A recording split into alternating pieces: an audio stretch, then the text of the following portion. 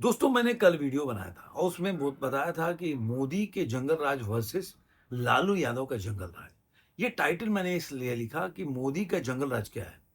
जिस तरह से आप बिहार में लालू यादव का जब जंगल राज था, तो आप 3 4 5 6 बजे के बाद आप घर से बाहर नहीं निकल सकते। आप किसी भी एरिया में जा रहे हैं तो आपको ये श्योरिटी नहीं है कि आप घर आ पाएंगे कि नहीं। कहीं भी आपके साथ कुछ भी हो सकता है। कोई छीन सकता है, कोई आपके दुकान तोड़ सकता है, आपके गाड़ियाँ तोड़ सकती है, कोई उठा के ले जा सकता है, औरतों के साथ अभद्रता की जा सकती है। ये सारा चीज़ जंगल राज का है और ये सेम चीज़ मोदी के जंगल राज में हो रहा है, जो कि दिल्ली में हो रहा है। मैं कहीं कहीं भी कई लोग बोल रहे हैं जो सोशल मीडिया में काफ़ी एक्स पे भी पोस्ट किया है, तो लोगों ने उस पे ट्वीट करके बोला कि अरे भाई, ये तो बहुत आप ज़्यादा बढ़ा-चढ़ा के बोल रहे हैं। आप देखो, आपको लगेगा कि कहीं लालू यादव का जंगल राज इनसे छोटा ना हो। दिल्ली देश का जो कैपिटल है, मतलब देश के कैपिटल में जो व्यापारी हैं, उन्होंने ऐलान किया कि 6:30 बजे के बाद दुकान जो है बंद करना है। क्यों? क्योंकि दुकान लूटी जा सकती है, दुकान को नुकसान पहुँचाया जा सकता है, दुकान जो बिज़नेसमैन है उनको मारा-पीटा जा सकता है, ये चीज़। तो ये तो वैसे ही है कि आप 6:30 बजे के बाद आप दुकान बंद, कोई आपके दुकान में घुसते हफ्ता वसूली कर सकता है, कोई सामान उठा सकता है, आपके जान-माल की हानि हो सकती है। तो ये भी बिहार में होता था, ये दिल्ली में भी हो रहा है। आप कहीं भी जा रहे हैं बिहार में, जो कोई भी इलाका में सिवान का रहने वाला, तो आपको गारंटी नहीं है कि वापस आएँगे कि नहीं। यही आज के टाइम में आपको दिल्ली में देखने को मिलेगा। आप सोच समझ के जाएँगे कि इस इलाके में जाना है कि नहीं, उस इलाके में जा सकता हूँ कि नहीं, क्योंकि वहाँ पे तोड़-फोड़ होगा, आप भी वो तोड़-फोड़ का शिकार हो सकते हैं। अब आप बोलेंगे केवल जंतर-मंतर, आप याद कीजिए शंभू बॉर्डर, आप याद है वाघा बॉर्डर, गाज़ियाबाद बॉर्डर, सारे बॉर्डर में इस तरह की घटनाएँ घटती रही हैं। आप याद कीजिए कि जिस तरह से महारानी बाग और जो आश्रम इलाका है दिल्ली का, और जिस तरह से वहाँ पे महारानी बाग में जिस तरह से, या जामिया जो नगर है वहाँ पे पथराव हुआ, गोली चली, लोगों ने हवाई फायर किया, वहाँ पे कितने लोगों को मारा गया, उनकी दुकानें लूटी गई। आपको याद नहीं होगा तो याद करा देता हूँ। आप उधर से गुज़र रहे हैं, आप गाज़ियाबाद से जो बंदा आ रहा है, दिल्ली में काम करता होगा, बिज़नेसमैन है, नौकरी-पेशा हो, वो कैसे आएगा? वो आएगा तो जा पाएगा क्या? वैसे ही कोई नोएडा से आ रहा है, आप देखिए बॉर्डर बंद, अचानक से बॉर्डर, या आप जा रहे हैं, आपके साथ कुछ हो गया। आपने देखा होगा कि किस तरह से जब ये दिल्ली वाला बॉर्डर था पंजाब का, वहाँ पे निहंगों ने एक आम आदमी को बाँध करके कैसे उसकी हत्या कर दी, और सार्वजनिक रूप से, और सरकार डरी खामोश रही। अब आप ये बोल सकते हैं कि कई लोग बोलेंगे कि ये लालू यादव खुद कराते थे, तो क्या नरेंद्र मोदी इतने दिनों से क्या कर रहे हैं?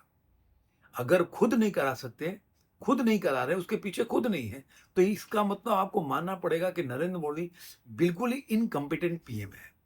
उनके राज्य में, दिल्ली में आप सुरक्षित नहीं हैं, ये चीज़ है। चंद आप देखिए, कोई भी मुद्दा को तील का ताड़ बनाना मोदी सरकार का देन है। आप देखिए हर जगह जहाँ भी इनकम्पिटेंट जो प्रशासक होता है, चाहे बिहार में देख लीजिए, लखीसराय से लेके हर जगह क्या-क्या हुआ। मार कुटाई, पुलिस भी मार खाई, पुलिस के वाहन फूँके गए, हर जगह हुआ। क्या हुआ? कुछ नहीं हुआ। हर जगह आप देखिए 26 जुलाई को महाराष्ट्र में होगा, तो वहाँ क्या होने वाला है, आने वाले दिनों में पता चलेगा। लेकिन कहीं न कहीं हर जगह ये सब आपको तोड़-फोड़ देखने को मिला। लेकिन यही चीज़ उत्तर प्रदेश में देखने को नहीं मिला। क्यों? यहाँ तो बीजेपी की ही सरकार थी, या सरकार है। लेकिन वहाँ पे क्यों नहीं मिला ऐसा? क्योंकि वहाँ का प्रशासक स्ट्रॉन्ग है।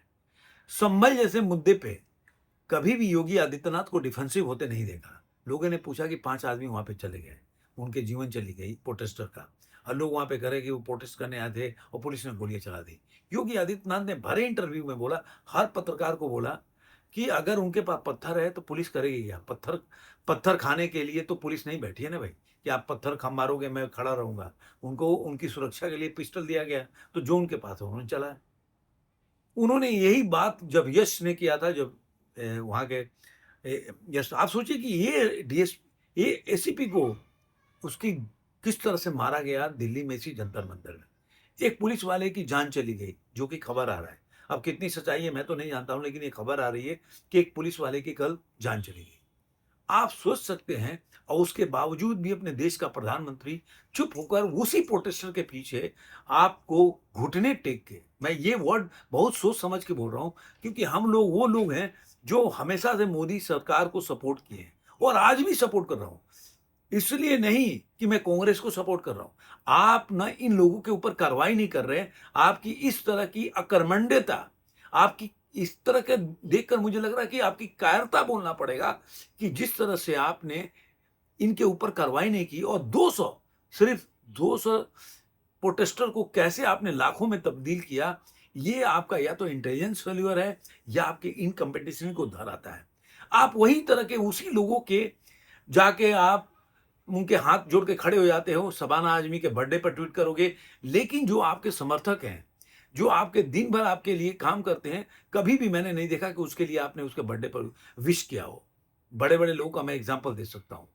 मान लिया अर्णव गोस्वामी हैं, बहुत बार सपोर्ट किया आपको, कभी उसके बर्थडे पे विश किया क्या आपने? कभी नहीं।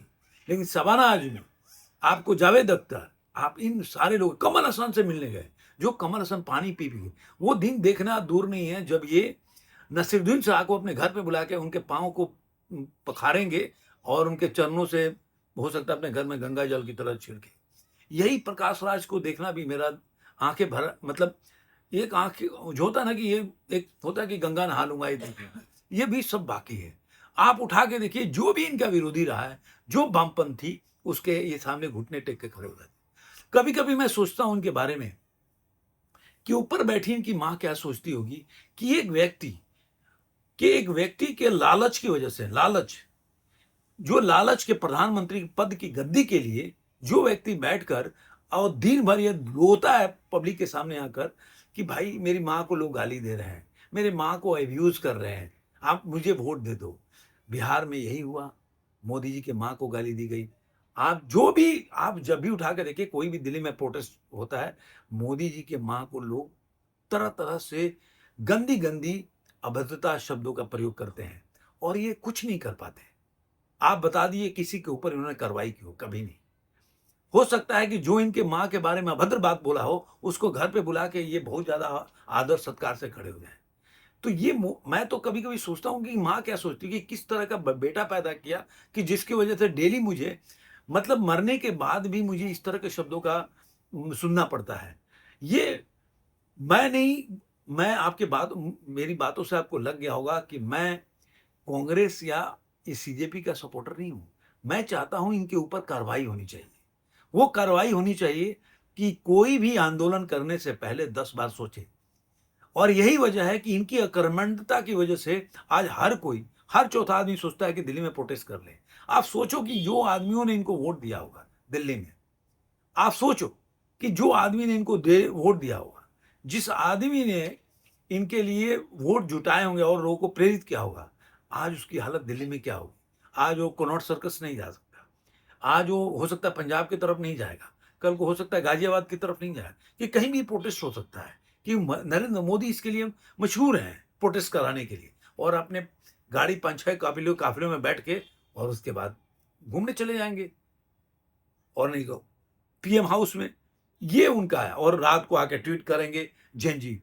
अरे इतने इतने टाइम से 6 महीना से लोग यूजीसी से लेकर हर जगह लोग इनके सपोर्टर लिख रहे थे, तब तो इनको सांप तक नहीं सूंघा इनके आंखों थी कान में।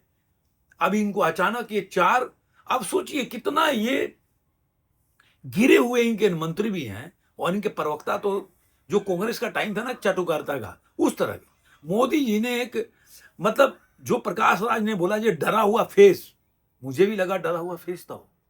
एक डरा हुआ फेस मैंने देखा, 2 बजे रात को उठकर डरा हुआ आदमी एक वीडियो डाल रहा है जनजी को संबोधित करने के लिए, जो कि नीट में कोई भी जनजी नहीं था।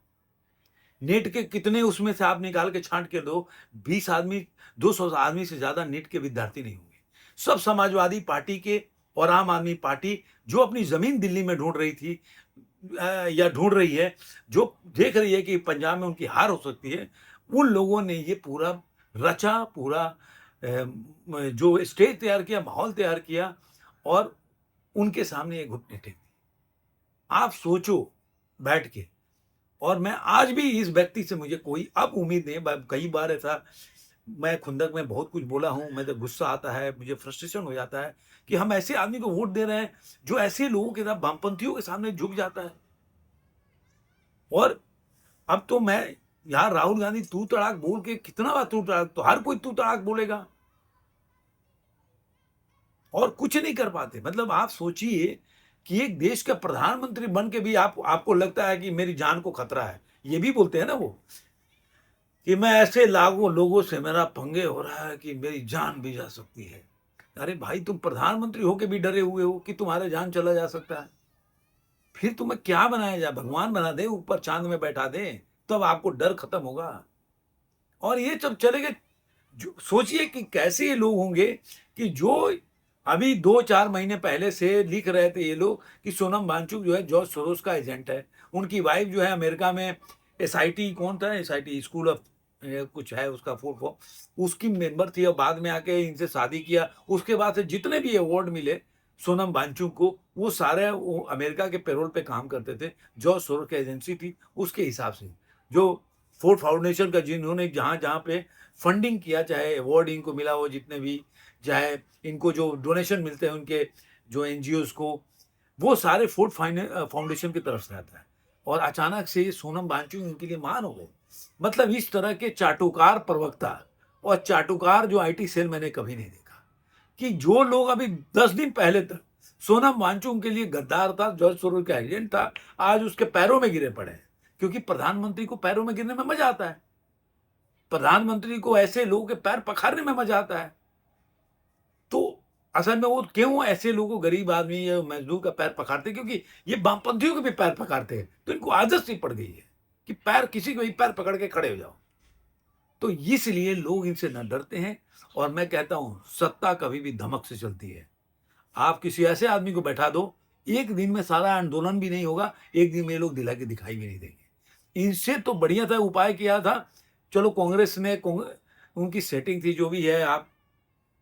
आपने देखा होगा अभी किताबें रिलीज किया, जो जो सचिव थे होम मिनिस्ट्री के।